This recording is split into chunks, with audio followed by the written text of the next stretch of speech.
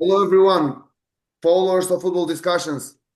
Happy to have with me great coaches, my fellow Canadian coaches who have contributed a lot in Canada and also internationally. UEFA licensed coaches with me, Coach Stiven Mikhail and Coach Jeyhan Bhindi. Both of them have done great work in Canada and also have been updated a lot and worked internationally except Canada. Today, very important topic for us, football development in Canada. All of us, including me, have contributed in Canada in different levels, starting from the grassroots all the way to the higher stages.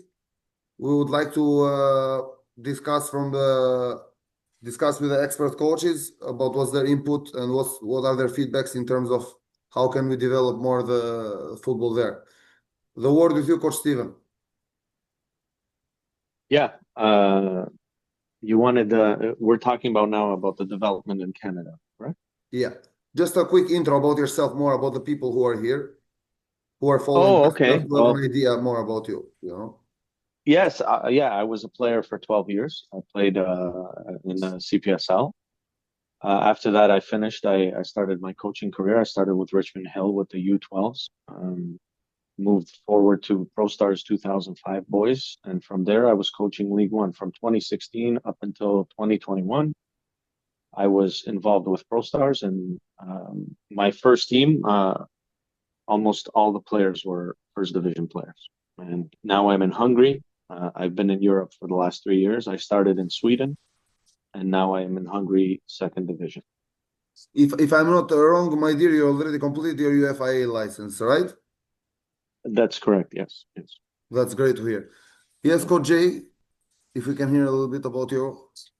Yeah, so I started coaching very early in the youth levels, in my early 20s. My first opportunity in professional football was 2015-16 with the Ottawa Fury, which at the time was in the NASL League, which was the second division below the MLS. And I spent a few years with the Ottawa Fury FC working in the first team and the uh, reserve team and academy. And then the last 4 years, I worked in the Canadian Premier League, which is the first division of Canada, working in two clubs there, from 2022 until the end of the 2024 season, and sorry, 2021 to 2024. So I did 4 seasons there, and now I just moved to the US to work in the USL League, and also I just finished my UEFA license, like Coach Steven. Pleasure. Actually, I'm UFIA as well. We're all of us on the same stage. Uh, Dear, just wanted to share with you in regards to developing, developing can be in different aspects, in terms of football. When we speak, it's not just about developing our players, let's say, in the five aspects of the game, let's say, technically, tactically, physically, social, emotionally, psychologically. Okay, these are very important, the five aspects. But also, the things around them are very important. For example, the facilities, or there is other components we need to focus to develop to be everything to be in a higher stage. What do you think, Coach Steven? What do you think are some of the things how can we develop football in Canada, in your opinion? Like Um, even you more. know, We're coming, already in developing stage, but if we can develop it even more. yeah, right now we have a lot of growing pains in Canada. When I left Canada last, it was 2021. What I can tell you the difference between Europe and Canada is this, they play more. But we can continue to say that they play more, but also the government really helps. Most of the governments like Sweden and Hungary, most of the clubs survive because of the government. And I feel like if in Canada, if we had just a little bit more government support, I think sky's the limit. I think we have a lot of great athletes there. I think we have the mentality. I think we produce a lot because most of these parents are paying a lot of money.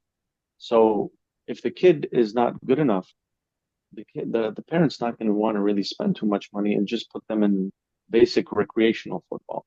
So we have a lot of good talent. We just need more support, I think, from the government and a structure that can align their school with their football. Okay, thank you. What about you, Coach Jay? What's your input on that? I'm gonna connect with Steven because I think I agree. I think one of the biggest things is support, and we talk government, but also I think support from people in the outside as well. I think investors and sponsors. I think this is a big component that's going to help Canadian football drive forward. We live in a world where things cost money. And I think there needs to be more support from investors and sponsors and people to create more opportunities for players, to create more teams. This is a big country, help fund academies, help fund facilities because we're very restricted in a lot of times of the year. So I think support from many aspects and many areas, I think is going to be important to drive this forward because we're going the right direction. I've seen Canadian football in the last 10 years go in a good direction, but we have to continue because so is everyone else going in the right direction, right? You are So right. we have to keep continuing and keep putting efforts into this to drive the train forward. Yep, we have to kind of follow a little bit and kind of have a comparison between our federation and how football is developing in Canada. If we do a comparison, let's say even with our neighbors, with US, etc., etc. As you guys mentioned, we need a lot of more fields. We need a lot of more investments. We need more teams. The pathway should be a little bit longer, not for example, under 5 to under 14. Then from under 14, everyone is kind of going to the same direction. If you have more teams, if you have more leagues, things will change much more. I'm glad you guys mentioned a couple of stuff, and also Coach Steven mentioned about Europe. If you guys can tell me a little bit, like, what do we need? I know it's still far, but I think we're kind of in the right direction. What do we need if we can compare the football in Europe and football in Canada? What do we need to kind of reach them? Except Coach Steven, he said we need players playing more, training more, playing more, having more minutes. What I can tell you is this. So, for example, our team, if like a Category A academy here in Hungary, they train 4 times a week, 3 hours a day. So 4 times 3 is 12. Then you got 24, 36, 48, right? Yeah. I think is the number. So 48 hours a month, they are just training. That's not including games and individual training. Every single academy here has 5 or 6 individual trainers. I don't know if you remember, Jay, when Zesh was doing the talking about individual trainers and how it's becoming a thing. In Hungary, it's already a thing. There's teams that have 5 or 6 individual trainers. So every single month, let's just put it on average that they're spending 60 hours a month, right? In a year, let's do the math real quick, right? 60, 66, 72, right? 72, that's 720 hours a year they are spending. If you compare it to most Canadian teams, let's say a team that I worked for back in Canada was 3 times a week, an hour and a half a day. So 3 times a week, an hour and a half, you get to the field, you change, and our slots are very small. They give you 1 hour and a half, but it's going to be 10, 15 minutes before they get. So you can say maybe 1 hour they're training. Then you're doing a team tackle. In 1 hour, how many times is your son or your daughter going to touch the ball? So you're doing 4 hours a week, let's say. In a month, you're doing what these guys do in a week. So what you're doing in a year, they're doing in a month. So by the time they're 18 and you're 18, they have thousands of hours, and you have 500, 600 hours touching the ball. So this is what I say about playing more and repetition. It's just there's no special remedy. If you look at Spain, it's the same thing. They train every day 3 hours, and they're gonna be with the ball longer than you. That's it. Yes, Coach J. I'm going to take a different approach to this question because I personally believe I think here in Canada we have to stop with the comparing to the European countries in a global aspect because there's so many differences. There's culture, there's geographic, there's weather, there's the environment of the child, forget player, the child is raised in, I think for what needs to happen here is we just need more of full-time professional academy setups. I think there's not enough, And I think it's very unfair to take a club that's not professional status, that has all under 9 to under 17s, and compare them to a professional academy, because there's so many differences. Like if I have a son that has aspirations to become a pro and he's in under 13s of a amateur youth team, but he's also playing with some guys that maybe don't want to be pro. They want to have a university, or they just do it because they like to be active or be with their friends. And this is not a proper environment to create high-level professional players. So I think tying into the first question is, I think we need to create more full-time professional infrastructures, professional academies with professional coaches, professional setups, infrastructure, because it's not fair to call an amateur academy to say they're going to produce pros all the time. Maybe once in a while they will, Right. because they're limited. Like Stiven said, they're limited. 4 months of the year they train in a box, but you can only work so much in a box because you have to share the field. Whereas I'll use an example, Toronto FC, because they have a full academy.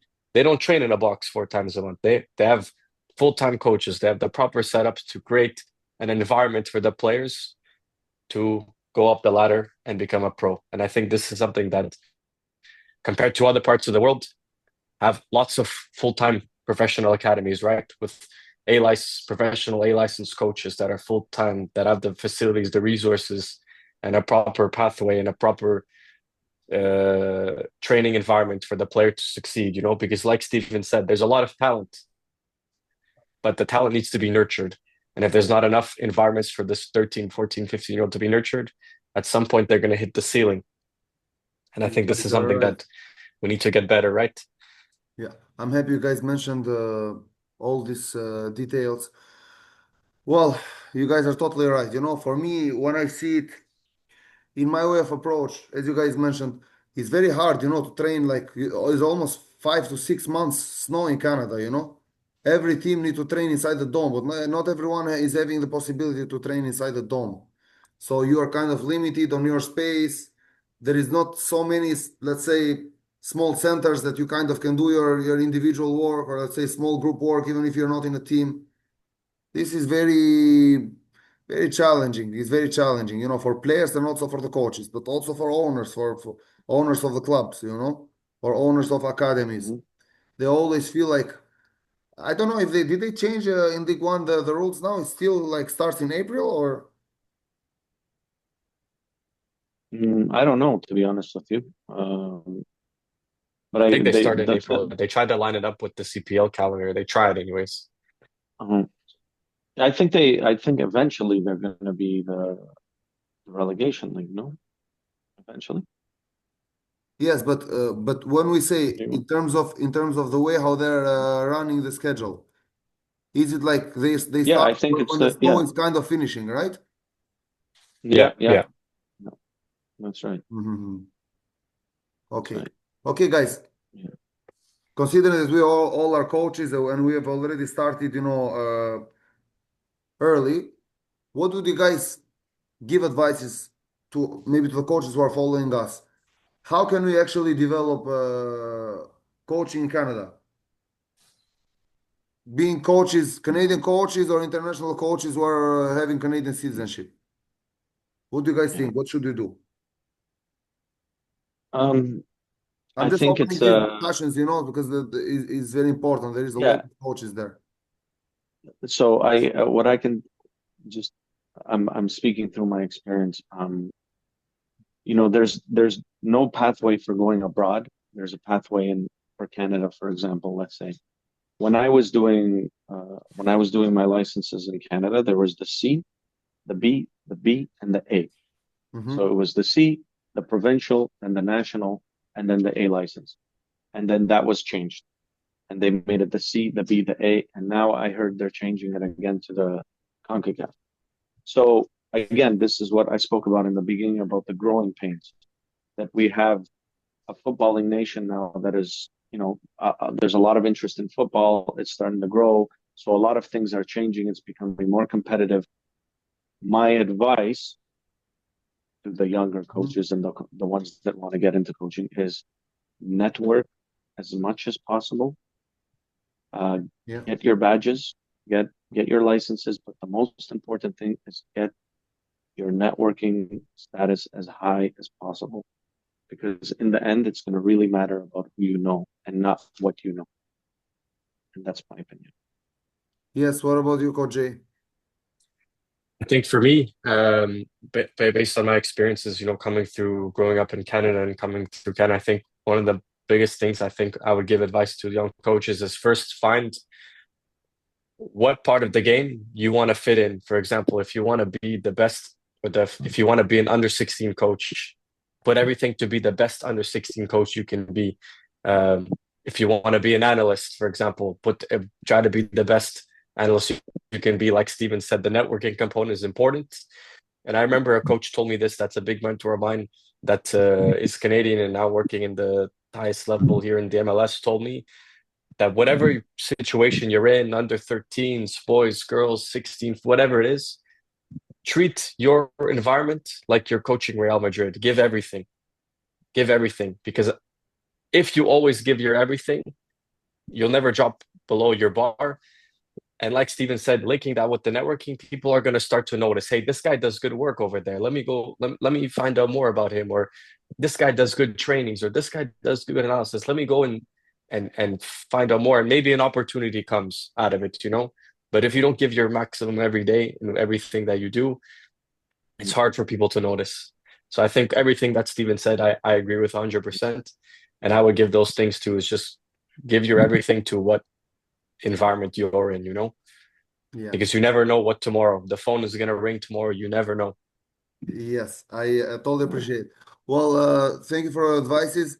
Hello, Coach Faris. Thank you for Hi, how are you joining doing? us. I know you have been busy in a tournament in Seattle. I know. Thank you for You, popping up you in have this number. discussion. It's a pleasure to having you Yeah, here. Well, dear, we're discussing, same here. generally speaking, about football in Canada, and we just popped up how can we develop our coaches here in Canada. For me, actually, I actually agree with everything what previous speakers said. But for me, I think you guys are very high standard. When we speak about developing coaches, we don't mean they just have another pathway all the way in Europe. Developing means they can be good locally as well. Huh? But I think because you guys are high standard and you want everyone like yourself and grow much more and go to another market, not everyone is having that courage. Because it takes courage as well. It's risky, you know. Of Not course. everything is waiting for us over there, except especially for me or you guys. Coach Jay is in US. I agree. Coach Steven is I'm in gonna. Hungary. I've been in Asia for almost 5 years now. No one is waiting for us. There is so many requirements. There is a lot of European coaches. There is North American coaches, South American coaches from everywhere. Local coaches, Arab coaches. Coach Faris also. I've been meeting him in Saudi Arabia. He already knows the market and he knows how hard it is. Yes, Coach Faris. Hi, everyone. First of all, I really apologize. I had the game right at the same time. So, hi, everyone. My name is Faris, and nice to meet you all. It's always great to meet with people in the field and industry as well. So, apologize for being late.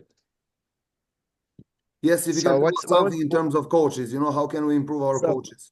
Yeah. So mostly for me, to be honest, again, you've covered one big thing, which is it depends also on the coaches. Are they just doing it because it's a parent? They just want to voluntarily coach? Is it like a person that wants to see how far he can go with the pathway? Is it a person that wants to be a professional coach? So these also are one big things. I'm a sport coordinator in the club, so sometimes you get to also have a talk with coaches, and you can tell like some coaches want to make it somewhere. So these ones are more serious. You want to make sure you're actually helping them as much as you can. Some of them you just want to make sure they follow the standard. You can step here and there and give them a tip here and there. But I believe the biggest part of it is just mentor. They have to have someone there that they can rely on. I believe every club that has someone there that actually coaches can go back to and hear from him and his experience. I think that's the biggest huge major effect that can have to the club. That it can create better coaches. Regarding connection, I agree 100%. That's the biggest part of it, and that comes with going into license. I feel that's also a big part of it. Like when you go to Europe to do your UEFA and you live in Canada, most likely you're gonna make more connection in the Europe field, not in the Yes, Canadian I'm glad you side. already mentioned this part, because all of us, we are UEFA coaches, and you already I guess you did your licensing in Germany. All of us Yeah, were I involved did it. Yeah, somehow with Canadian Federation, but we are yep, involved with European federations. How would you compare? yeah. What does it take for us to reach football in Europe? Um, Honestly, I think the pathway is easier there, and it's also open. They have a ton of options for players to proceed their dream. I think here that's the only problem we have. Less divisions, semi-pro. Again, like you reach that level, it's either I want to make money, have family, or either I still try my best to make it pro. Um, as we all know, lately a lot of players have been going to Europe or overseas to make it pro. I think for us here, if we just more facilities, we take care, create more divisions, that's definitely gonna make it competitive and get players to stay in the game. Because I think one of the classes where I was doing my technical director diploma, we were talking about it, and they were stating that a lot of the players are actually continue playing, but they go amateur, or like whoever wants to continue goes to university and over. So people want to play, but again, we don't have that privilege, or we don't have the same thing that Europe has, where like again, I went there to the fifth division and fans are there and everything is crazy. People are like cheering. So again, we have stuff like this, it makes a huge difference. Like I know now clubs are having hard time with facilities. We don't have that. They do have that there. I'm glad you mentioned Again, we're discussing these topics with the coaches, huh? And you already popped yeah, up a couple of them. yeah, I'm yeah, glad you're sharing the same ideas. because we go through the same thing in here, and I believe that's the biggest thing. If you don't have facilities, you get to struggle a lot. Like facilities prices go higher. Again, if the government maybe try to help more, like those grass fields that no one can touch will turn to be a turf fields and stuff like that, more facilities, definitely going to be a easier way to improve. uh, I think we're getting there, like we're still taking the steps, but we're getting there. Also, as you mentioned, in terms of, facilities, in terms of more leagues, in terms of better pathway, these are some of the stuff it will make us to kind of progress more and more. What about, I would like from you guys, now that we're kind of coming to the end, what are some of the advices you can share for the players? What do they need to do to make to the next level? We're not saying just to be to the next level, going to the end of the pathway of Canadian pathway to play in Canadian Premier League, but also the ones who need to be, we want us to be exposed in the European market, let's say, or in another market. Yes, Coach Steve. Some Um, advice you can give for our what players. I can tell you, what I can tell you is this. I have a lot of experience right now with bringing players from North America to Europe. The number one thing I can tell you is make sure this is really what you want to do. I get a lot of players that come out here and they realize it's not for them. Two, listen to your coaches. Your coach, most of the time, 99% of the time, a coach, most of the time is a player and has been through what you're going through. And when they give you advice, I would take it. There's many times when I give advice to a player and they don't listen and they come back and they say, Coach, you were right. We live in a world where you have LinkedIn, Instagram, agents, you have a bunch of stuff, and it's much easier for players now to go and follow their dream as it was to when all of us here were younger. Okay. So what I say is make those connections, get to where you want to get to, but you have to make sure mentally, not physically, that this is what you want to do because this is a very difficult road. And for us coaches, as you know, it's 10 times harder. So that's my only advice to them. Just make sure this is what you want to do. If it is, I promise you, you will succeed.